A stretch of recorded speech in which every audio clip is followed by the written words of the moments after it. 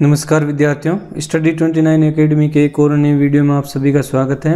आज हम राज्य शैक्षणिक अनुसंधान एवं प्रशिक्षण परिषद उदयपुर द्वारा जारी प्रारंभिक शिक्षा पूर्णता प्रमाण पत्र परीक्षा 2023 इसका नमूना प्रश्न पत्र है वो हल करेंगे। ये 8वीं बोर्ड एग्जाम के लिए मॉडल पेपर है और इसका विषय है सामाजिक विज्ञान। सामाजिक विज्ञान विषय का मॉडल पेपर हम इस वीडियो में हल करेंगे। तो इस वीडियो को शुरू से लेकर अंत तक देखें और अपना कोई सुझाव हो तो कमेंट बॉक्स में ज़रूर लिखें।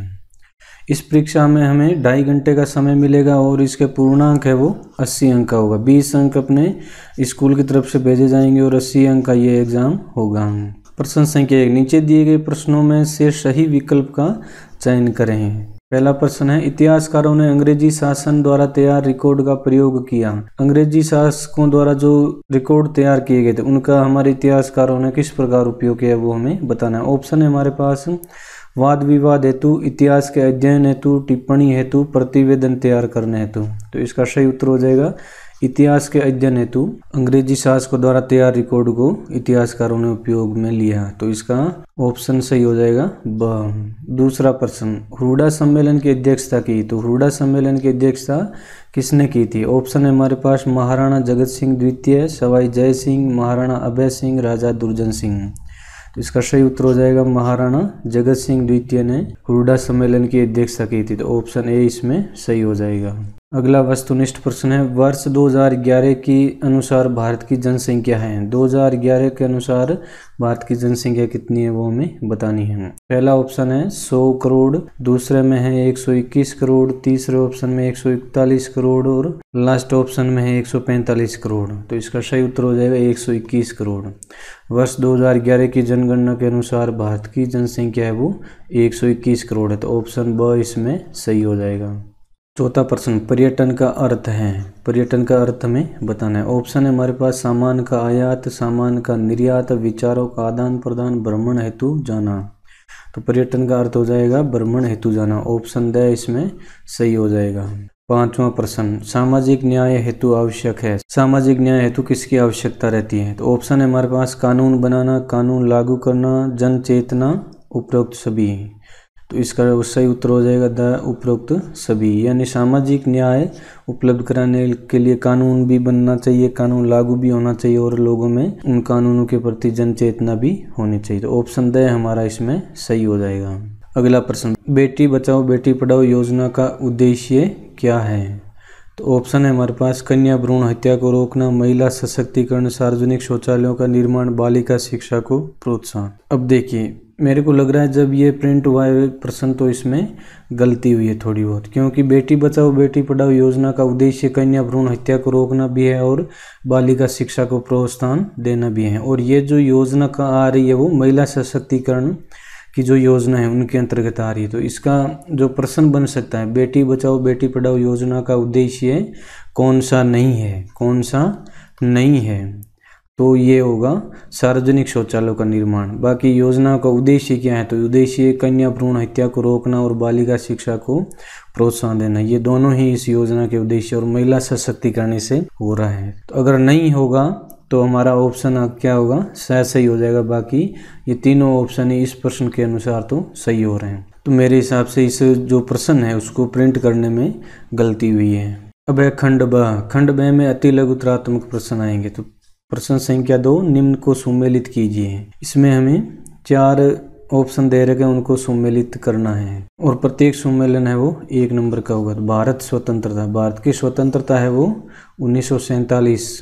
घुमंतु कृषि, काटो और जलाओ, यानी घुमंतु कृषि में जंगल को काटा जाता है और जलाकर वहाँ कृषि योग्य भूमि तैयार की जाती है। प्राच्यवादी शिक्षा, प्राच्यवादी जो शिक्षा है वो संस्कृत भाषा में दी जानी चाहिए। बाल विवाह कानूनी अपराध है, बाल विवाह एक कानूनी अपराध है। इस प्रकार हम इनको सुमेलित कर सकते हैं। अब रिक्त स्थानों की पूर्ति कीजिए। प्रश्न संख्या 3, संविधान के अनुसार सरकार के अंग विधायिका, कार्यपालिका, कार्यपालिका व न्यायपालिका, कार्यपालिका व न्यायपालिका। संविधान के अनुसार सरकार के अंग विधायिका, कार्यपालिका व न्यायपालिका हैं। चौथा प्रश्न, ग्राम पंचायत का प्रमुख रिक्त स्थान होता है। ग्राम पंचायत का कार्यकाल रिक्त स्थान वर्ष होता है। तो ग्राम पंचायत का प्रमुख होता है सरपंच। सरपंच है वो ग्राम पंचायत का प्रमुख होता है। ग्राम पंचायत का कार्यकाल 5 वर्ष का होता है। सामान्य जो कार्यकाल है वो इसका 5 वर्ष का होता है। 5वां प्रश्न, प्राकृतिक संसाधन प्रकृति। प्राकृतिक संसाधन है वो हमें प्रकृति से सीधे प्राप्त होते हैं। वायु प्राकृतिक संसाधन का उदाहरण है। वायु, वर्षा जल ये प्राकृतिक संसाधन के उदाहरण हैं। 6वां प्रश्न, आदिवासी शब्द का अर्थ मूल निवासी। मूल निवासी, आदिवासी शब्द का अर्थ हो जाएगा मूल निवासी। ये जंगलों में निवास करते हैं। जंगलों के जो मूल निवासी है वो आदिवासी कहलाते हैं। प्रश्न संख्या 7, जनसंख्या वितरण को एवं कारक प्रभावित करते हैं। तो जनसंख्या वितरण को भौगोलिक एवं आर्थिक कारक है वो प्रभावित करते हैं। यानी जहाँ पर भौगोलिक परिस्थितियाँ उचित होगी वहाँ पे जनसंख्या का वितरण ज़्यादा होगा। अब है लघुत्रात्मक प्रश्न। लघुत्रात्मक प्रश्न को हम सीधे टाइप किए हुए पढ़ लेते हैं ताकि हमारा जो समय है वो समझने में कम लगे और समय की बचत हो सके। और अगर आपको वीडियो में ये प्रश्न समझ में नहीं आ रहे तो हमारी वेबसाइट का लिंक भी दिया गया है, वहाँ से आप पूरे पेपर को जाकर पढ़ भी सकते हैं और इस पेपर है उसका लिंक आपको डिस्क्रिप्शन में मिल जाएगा। इसके अलावा जो दूसरे मॉडल पेपर है उनका भी लिंक मिल जाएगा आपको, तो वहाँ से जाकर आप पेपर को वेबसाइट पर जाकर पढ़ सकते हैं आसानी से। खंड से लघुत्रात्मक प्रश्न, निम्नलिखित प्रश्नों के उत्तर दीजिए। तो प्रश्न संख्या 8, इसको 2 भागों में बांटा गया, 1.5 नंबर, कुल 3 नंबर का ये प्रश्न होगा। प्लासी का युद्ध किन किन के मध्य हुआ, हमें बताना है प्लासी का जो युद्ध था वो किन किन के मध्य हुआ। प्लासी का युद्ध बंगाल के नवाब सिराजुद्दौला व ईस्ट इंडिया कंपनी के मध्य हुआ। प्लासी का युद्ध 1757 में होता है और सिराजुद्दौला व ईस्ट इंडिया कंपनी के मध्य लड़ा जाता है। तो ईस्ट इंडिया कंपनी का नेतृत्व रॉबर्ट क्लाइव कर रहे थे। दूसरा, इसमें 19वीं सदी से पूर्व आदिवासी समूह में प्रचलित आर्थिक गतिविधियां कौन कौन सी थी। तो 19वीं शताब्दी से पहले आदिवासी जो समूह हैं वो आर्थिक गतिविधियां कौन कौन सी करते थे वो हमें बताना है। तो इसका उत्तर हो जाएगा 19वीं सदी से पूर्व आदिवासी समूह में प्रचलित प्रमुख आर्थिक गतिविधियां शिकार करना, जंगल के उत्पाद बीनना व स्थानांतरित कृषि आदि थे। तो ये आदिवासियों की 19वीं सदी से पूर्व आर्थिक गतिविधियां थी जो महत्वपूर्ण थी। शिकार करते, जंगलों के उत्पाद जैसे फल फूल जड़ी बूटी आदि को इकट्ठा करते या फिर स्थानांतरित कृषि आदि करते थे।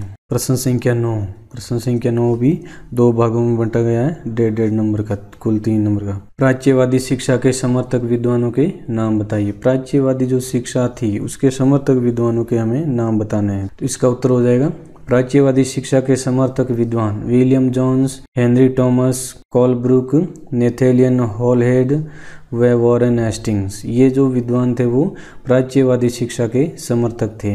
दूसरा है इसमें 17वीं शताब्दी के भारतीय सूती वस्त्रों की कोई 2 विशेषताएं बताइए। तो इसका उत्तर हो जाएगा 17वीं शताब्दी में भारतीय सूती वस्त्रों की 2 विशेषताएं इस प्रकार है। बारीक बुनाई, पहली विशेषता थी बारीक बुनाई और दूसरी थी सस्ती कीमत। दूसरे जो कपड़े थे, दूसरे देशों के कपड़े थे, उनसे भारत का जो सूती कपड़ा था वो कीमत में सस्ता था और उसकी बुनाई थी वो बारीक थी। प्रश्न संख्या 10, जिसका पहला भाग 1857 की क्रांति के क्या कारण थे। हमें शॉर्ट में 1857 की क्रांति के कारण बताना है। तो इसका उत्तर हो जाएगा 1857 की क्रांति के प्रमुख कारण कंपनी का राज्यों के आंतरिक शासन में हस्तक्षेप, यानी कंपनी राज्यों के आंतरिक मामलों में हस्तक्षेप करने लगी, दखल अंदाजी करने लगी। दूसरा है राज्यों में उत्तराधिकार के प्रश्न पर असंतोष, गोद निषेध नीति। लॉर्ड डलहौजी ने जो गोद निषेध नीति लागू की थी उससे भी राज्यों में असंतोष फैल गया। और तीसरा कारण है किसान और सिपाहियों में गुस्सा। तो ये 1857 की क्रांति के प्रमुख कारण थे। दूसरा है स्थायी बंदोबस्त प्रथा क्यों असफल रही।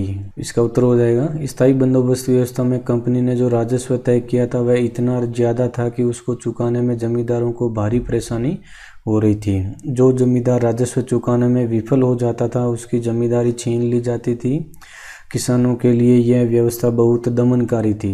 लगान बहुत ज़्यादा था और ज़मीन पर किसान का अधिकार सुरक्षित नहीं था। लगान नहीं चुका पाने के कारण उसे पुश्तैनी ज़मीन से बेदखल कर दिया जाता था। पुश्तैनी यानी अपने परिवार से जो ज़मीन मिलती थी अपने पिताजी या दादाजी से, उससे भी इनको बेदखल कर दिया जाता था। प्रश्न संख्या 11 है, गैर परंपरागत ऊर्जा स्रोत क्यों महत्वपूर्ण है। कोई 2 गैर परंपरागत ऊर्जा स्रोत के उदाहरण दीजिए। महत्व 2 नंबर का हो जाएगा और उदाहरण 1 नंबर का हो जाएगा। उत्तर, ऊर्जा के गैर परंपरागत स्रोत नवीकरणीय होते हैं तथा इन स्रोतों से पर्यावरण प्रदूषण भी कम होता है। इन स्रोतों के उपयोग से परंपरागत स्रोतों के समाप्त होने का खतरा भी कम हो जाता है। तो गैर परंपरागत स्रोत बड़े ही महत्वपूर्ण है क्योंकि ये नवीकरणीय है और इनसे प्रदूषण भी कम होता है, पर्यावरण प्रदूषण नाम मात्र का होता है। इसके अलावा ये परंपरागत स्रोतों के समाप्त होने के खतरा है उसको कम कर देते हैं। अब हैं गैर परंपरागत ऊर्जा स्रोत के 2 उदाहरण। तो गैर परंपरागत ऊर्जा स्रोत के उदाहरण है सौर ऊर्जा व बायोगैस।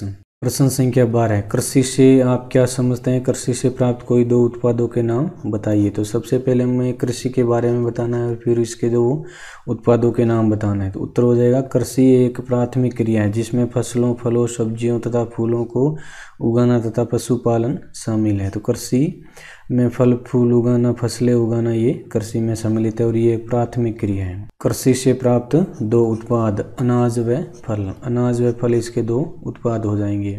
प्रश्न संख्या 13, उद्योगों की अवस्थिति को प्रभावित करने वाले कारकों का वर्णन कीजिए। हमें उद्योग किस जगह स्थापित किए जाने चाहिए, यानी कहाँ पर उद्योग लगाए जाने चाहिए, इस चीज को प्रभावित करने वाले कारकों के बारे में हमें बताना है। उत्तर हो जाएगा उद्योगों की अवस्थिति को प्रभावित करने वाले कारकों में संचार, परिवहन, भूमि, विद्युत, कच्चा माल, श्रम, पूंजी, बाजार, जल आदि सम्मिलित है। यानी ये इतनी चीजें जहाँ आसानी से मिल जाएगी वहां पर उद्योग लगाना भी आसान हो जाएगा। प्रश्न संख्या 14, जिसमें पहला है सरकार द्वारा संचालित कोई 2 कृषि योजनाओं के नाम बताइए। सरकार द्वारा कृषि की जो योजनाएं चलाई जा रही है उनमें से 2 के हमें नाम बताना है। तो इसका उत्तर हो जाएगा पहली योजना है प्रधानमंत्री कृषि सिंचाई योजना और दूसरी है राष्ट्रीय खाद्य सुरक्षा मिशन। ये 2 कृषि योजनाएं हैं। दूसरा प्रश्न है राजस्थान के प्रमुख वृहद उद्योगों के उदाहरण दीजिए। प्रमुख वृहद उद्योग कौन से हैं उनके हमें उदाहरण देने हैं। राजस्थान के प्रमुख वृहद उद्योग सूती वस्त्र उद्योग, सीमेंट उद्योग, शक्कर उद्योग आदि हैं। तो ये राजस्थान के प्रमुख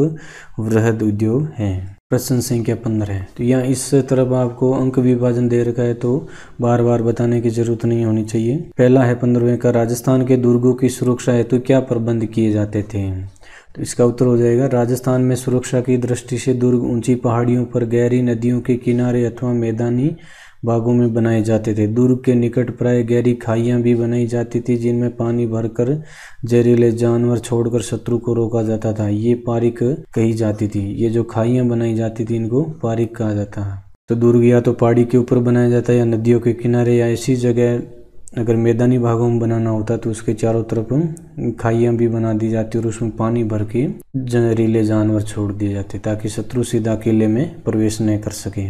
15वें का दूसरा है पश्चिम राजस्थान में जनसंख्या घनत्व पूर्वी राजस्थान की अपेक्षा कम है, कारणों को स्पष्ट कीजिए। तो इसका उत्तर हो जाएगा पश्चिमी राजस्थान का अधिकांश भाग मरुस्थलीय है। यहाँ कठिन भौगोलिक परिस्थितियों और आधारभूत सुविधाओं की कमी के कारण जनघनत्व कम है। तो मरुस्थलीय भाग होने के कारण पश्चिमी राजस्थान में पूर्वी भाग की अपेक्षा कम जनसंख्या घनत्व है। पूर्वी भाग एक मैदानी भाग है जहाँ पर उपजाऊ जमीन है जिसके कारण वहाँ जनसंख्या घनत्व ज़्यादा होता है। प्रश्न संख्या 16 जिसका पहला है धर्मनिरपेक्षता से आप क्या समझते हैं। धर्मनिरपेक्षता के बारे में बताना है। तो इसका उत्तर हो जाएगा धर्म को राज्य से अलग रखने की अवधारणा को धर्मनिरपेक्षता कहा जाता है। यानी राज्य है वो किसी एक धर्म को न मान के सभी धर्मों को बराबर अधिकार देता है। दूसरा है स्वतंत्र न्यायपालिका से क्या तात्पर्य है। इसका उत्तर हो जाएगा स्वतंत्र न्यायपालिका से तात्पर्य है कि न्यायपालिका कार्यपालिका तथा विधायिका के दखल से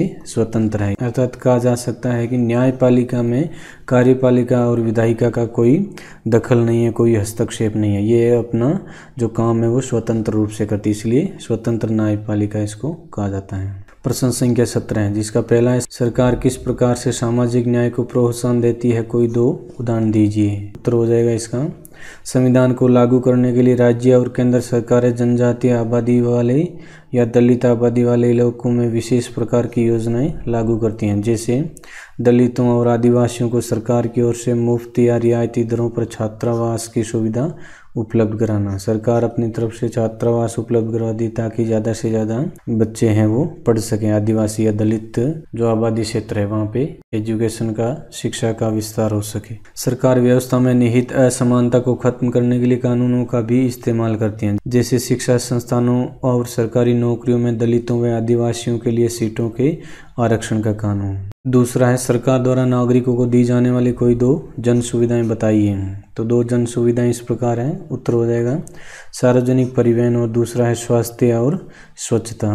ये दो जन सुविधाएं वो सरकार अपने नागरिकों को उपलब्ध करवाती है। प्रश्न संख्या 18 है, जिसका पहला है अलोकप्रिय कानूनों के संदर्भ में जनता सरकार पर किस प्रकार से दबाव बना सकती है। तो इसका उत्तर हो जाएगा कई बार संसद एक ऐसा कानून पारित कर देती है जो बेहद अलोकप्रिय साबित होता है। लोग उसकी आलोचना करते हैं, उसके खिलाफ जनसभाएं करते हैं, अखबारों टीवी चैनलों में इसकी अभिव्यक्ति होती है, सरकार पे दबाव पड़ता है और उसमें संशोधन की उम्मीद की जाती है।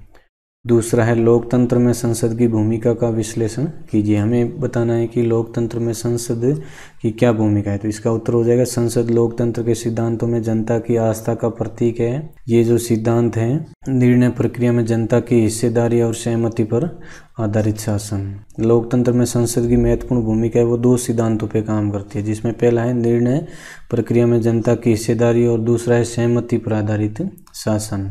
प्रश्न संख्या 19, राजस्थान के मानचित्र में निम्न जिलों को भरिए। तो हमें कोटा, डूंगरपुर और सीकर, इन तीन जिलों को राजस्थान के मानचित्र में भरना है। सीकर जिला है वो यहाँ हो जाएगा सीकर, और कोटा जिला यहाँ पे कोटा, और ये आपका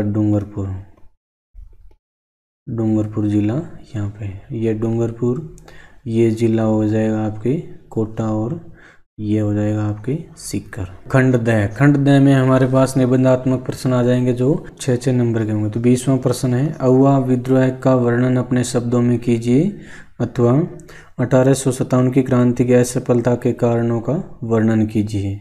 तो हमें इन दोनों प्रश्नों में से एक प्रश्न को करना है। तो यहाँ हम इस 1857 की क्रांति की असफलता के कारणों का वर्णन, इस प्रश्न का उत्तर देंगे। 1857 की क्रांति की असफलता के कारण निम्नलिखित थे, जिसमें पहला है अधिकांश राजा महाराजाओं द्वारा अंग्रेजों को भरपूर सहयोग प्रदान किया गया। जो राजा महाराजा थे उन्होंने अंग्रेजों का भरपूर सहयोग किया, यह असफलता का प्रमुख कारण था। क्रांति निर्धारित समय से पूर्व ही प्रारंभ हो गई। तीसरा कारण हो जाए क्रांति की शुरुआत कुछ सीमित स्थानों पर ही हुई। क्रांति की जो शुरुआत है वो पूरे भारत में एक साथ नहीं होकर कुछ सीमित स्थानों पे होती है। चौथा कारण है इसका क्रांतिकारियों के मध्य कुशल एवं संगठित नेतृत्व का अभाव था। जो नेतृत्व का अभाव था वो भी इसके असफलता का कारण बना। पांचवा कारण हो जाएगा क्रांतिकारियों में परस्पर तालमेल का अभाव था, साथ ही इनके पास साधनों का भी अभाव था। तालमेल नहीं था और साधन भी इनके पास बहुत कम थे। छठा कारण मारवाड़, मेवाड़ तथा जयपुर आदि के शासकों ने तात्या टोपे का सहयोग नहीं किया। यानी राजस्थान की बड़ी रियासतें थी, उन्होंने तात्या टोपे जैसे क्रांतिकारियों का सहयोग नहीं किया और अंग्रेजों की सहायता की। प्रश्न संख्या 21, अपराध की जांच में पुलिस की भूमिका का वर्णन कीजिए अथवा न्याय प्रणाली में निष्पक्ष सुनवाई से आप क्या समझते हैं। तो इन दोनों प्रश्नों में से एक प्रश्न का उत्तर देना है और ये भी 6 अंक का प्रश्न होगा। तो इसका उत्तर हो जाएगा अपराध की जांच में पुलिस की भूमिका। तो यहाँ पर पुलिस की भूमिका, अपराध की जांच करने में पुलिस की महत्वपूर्ण भूमिका होती है। प्राथमिकी दर्ज होने के बाद पुलिस जांच के लिए गवाहों के बयान दर्ज करती है, सबूतों को इकट्ठा करती है। इस जांच के आधार पर पुलिस अपनी राय बनाती है। यानी सबसे पहले तो कोई अपराध है उसकी रिपोर्ट दर्ज होगी। रिपोर्ट दर्ज होने के बाद जो रिपोर्ट है उसके आधार पर गवाहों के बयान दर्ज किए जाएंगे और उस जो मामला है उससे संबंधित सबूतों को इकट्ठा किया जाएगा। इसके बाद जाँच के आधार पर पुलिस अपनी राय व्यक्त करती है। अगर पुलिस को ऐसा लगता है कि सबूतों से आरोपी का दोष साबित होता दिखाई दे रहा है तो पुलिस अदालत में आरोप पत्र चार्जशीट दाखिल कर देती है। अगर पुलिस को लगता है कि जो सबूत मिले हैं, जो गवाहों के बयान है उससे आरोप साबित हो रहा है तो पुलिस आरोप पत्र है वो अदालत में पेश करती है, दाखिल करती है। प्रश्न संख्या 22, मृदा संरक्षण के उपाय बताइए अथवा वनों से क्या लाभ है विस्तार पूर्वक समझाइए। तो दोनों में से एक प्रश्न का उत्तर आपको देना है और ये भी 6 अंक का प्रश्न है। तो यहाँ पर हम मृदा संरक्षण के उपाय वाले प्रश्न का उत्तर देंगे। मृदा संरक्षण के उपाय, मानवीय और प्राकृतिक दोनों ही कारकों से मृदा का निम्नीकरण हो सकता है। मृदा संरक्षण की विधियाँ निम्न प्रकार है। तो पहली विधि है मल्च बनाना। इस विधि के अंतर्गत पौधों के बीच अनावृत भूमि जैव पदार्थ जैसे प्रवाल से ढक दी जाती है। इस विधि से मृदा की आर्द्रता रुकी रहती है। दूसरा है वैदिक फार्म। इस विधि में चौड़े समतल सोपान अथवा वेदिका तीव्र ढालों पर बनाए जाते हैं ताकि सपाट सतह फसल उगाने के लिए उपलब्ध हो जाए। इनसे पृष्ठीय प्रवाह और मृदा अपरदन कम होता है। तीसरा है समोच्च रेखीय जुताई। मृदा अपरदन रोकने की इस विधि में एक पहाड़ी ढाल पर समोच्च रेखाओं के समांतर जुताई ढाल से नीचे बहते जल के लिए एक प्राकृतिक अवरोध का निर्माण करती है। तो समोच्च रेखीय जुताई के द्वारा भी हम मृदा को संरक्षित कर सकते हैं। चौथी विधि है रक्षक मेखलाएं। मृदा संरक्षण की इस विधि में तटीय प्रदेशों और शुष्क प्रदेशों में पवन गति रोकने के लिए वृक्ष कतारों में लगाए जाते हैं ताकि मृदा आवरण को बचाया जा सके। पांचवी विधि है समोच्च रेखीय रोधिकाएं। समोच्च रेखाओं पर रोधिकाएं बनाने के लिए पत्थरों, घास, मृदा का उपयोग किया जाता है। रोधिकाओं के सामने जल एकत्र करने के लिए खाइयां बनाई जाती हैं। छठी विधि है चट्टान बांध। यह जल के प्रवाह को कम करने में मदद करते हैं। यह नालियों की रक्षा करते हैं तथा मृदा की क्षति को रोकते हैं। सातवीं विधि है बीज की फसल उगाना। इस विधि के अंतर्गत वर्षा दोहन से मृदा को सुरक्षित रखने के लिए अलग अलग समय पर भिन्न भिन्न फसलें एकांतर कतारों में उगाई जाती हैं। तो इस प्रकार ये विधियां हैं जो मृदा के संरक्षण में उपयोगी रहती है। प्रश्न संख्या 23, जन राष्ट्रवाद से आप क्या समझते हैं, विस्तार पूर्वक समझाइए। अथवा भारत के स्वतंत्रता संग्राम में महात्मा गांधी की भूमिका की विवेचना कीजिए। तो इन दोनों में से एक प्रश्न का हमें उत्तर देना है और यह भी 6 अंक का प्रश्न होगा। तो इसका उत्तर हो जाएगा भारत के स्वतंत्रता संग्राम में महात्मा गांधी की भूमिका। गांधी जी 46 वर्ष की उम्र में 1915 में दक्षिण अफ्रीका से भारत लौटे थे। भारत आने के बाद कुछ समय तक भारतीय स्थिति का अध्ययन करते रहे। उनके शुरुआती प्रयास चंपारण, खेड़ा और अहमदाबाद के स्थानीय आंदोलनों के रूप में सामने आए। 1919 की जलियांवाला बाग में हुए हत्याकांड और रॉलेट एक्ट के पारित होने पर गांधी जी बहुत खिन्न हुए और उन्होंने भारतीय राजनीति में सक्रिय भाग लेना आरंभ कर दिया। खिलाफत और असहयोग आंदोलन 1919 से 1922। लखनऊ समझौते के परिणाम स्वरूप हिंदू मुस्लिम एकता को बल मिला। गांधी जी ने खिलाफत आंदोलन को हिंदू मुस्लिम एकता का अवसर समझा और इसका समर्थन किया। रॉलेट एक्ट, जलियांवाला बाग के भीषण गोलीकांड और खिलाफत के कारण गांधी जी ने 1920 के कलकत्ता अधिवेशन में सरकार से असहयोग का प्रस्ताव पारित करवाया। इसमें निर्णय लिया कि सभी सरकारी संस्थाओं का बहिष्कार किया जाएगा। 1921 और 1922 में भारतीय जनता ने एक अभूतपूर्व आंदोलन किया। विदेशी कपड़ों की होली जलाई गई। छात्रों ने कॉलेज को छोड़ कर विरोध प्रदर्शन किया, परंतु 5 फरवरी 1922 को चोराचोरी नामक स्थान पर क्रुद्ध भीड़ हिंसक हो गई और 22 पुलिसकर्मी मार दिए गए। इस घटना की खबर मिलते ही गांधी जी ने आंदोलन वापस ले लिया। सविनय अवज्ञा आंदोलन 1932 से 1934। गांधी जी ने नमक कानून के विरोध में 22 मार्च 1930 को अपने 78 अनुयायियों के साथ यात्रा शुरू कर 200 मील की दूरी तय करके 24 दिन बाद 6 अप्रैल को नमक कानून तोड़ा और सविनय अवज्ञा आंदोलन की शुरुआत की। गांधी जी को 5 मई को गिरफ्तार कर लिया गया, जिससे आंदोलन और भी भड़क गया। सर तेज बहादुर के प्रयासों से गांधी इरविन समझौता हुआ, जिसमें कुछ समय के लिए आंदोलन स्थगित करना पड़ा। दूसरे गोलमेज सम्मेलन से वापस लौटे और पुनः सविनय अवज्ञा आंदोलन शुरू कर दिया। गांधी जी दूसरे गोलमेज सम्मेलन में भाग लेते हैं और वापस आते ही वो सविनय अवज्ञा आंदोलन की शुरुआत कर देते हैं। 1933 में गांधी जी ने अपने आंदोलन को असफल स्वीकार कर लिया और कांग्रेस से त्याग पत्र दे दिया और वे हरिजन सेवा में लग गए हैं। भारत छोड़ो आंदोलन 1942। क्रिप्स मिशन की असफलता के बाद 8 अगस्त 1942 को कांग्रेस कमेटी की बैठक में गांधी जी के नेतृत्व में भारत छोड़ो आंदोलन का प्रस्ताव पारित किया गया, परंतु अगले ही दिन गांधी जी समेत आंदोलन के प्रमुख नेताओं को गिरफ्तार कर लिया गया। इन गिरफ्तारियों के बाद स्वतः स्फूर्त आंदोलन शुरू हो गया। आक्रोशित लोगों ने रेलवे स्टेशन, रेल पटरियां, थानों, पोस्ट ऑफिस और बैंक आदि को निशाना बनाया। ये आंदोलन भारत के स्वतंत्र होने तक चलता रहा। गांधी जी के इन जन आंदोलनों ने भारतीय स्वतंत्रता संग्राम में महत्वपूर्ण भूमिका निभाई। इस प्रकार हमारा ये मॉडल पेपर हल हो जाता है। ये मॉडल पेपर आपको कैसा लगा कमेंट करके ज़रूर बताएं, और अगर दूसरे विषयों के भी मॉडल पेपर चाहते हैं तो कमेंट बॉक्स में ज़रूर लिखें, ताकि दूसरे विषयों के मॉडल पेपर भी आपको उपलब्ध करवाए जा सकें। वीडियो अगर उपयोगी लगा हो तो इसको लाइक करें और अपने दोस्तों में शेयर करें। चैनल पर पहली बार आएँ तो चैनल को सब्सक्राइब कर लें और बेल आइकन भी दबा दें, ताकि आने वाले वीडियो के नोटिफिकेशन आपको समय पर मिल सकें। वीडियो को पूरा देखने के लिए आपका बहुत बहुत धन्यवाद।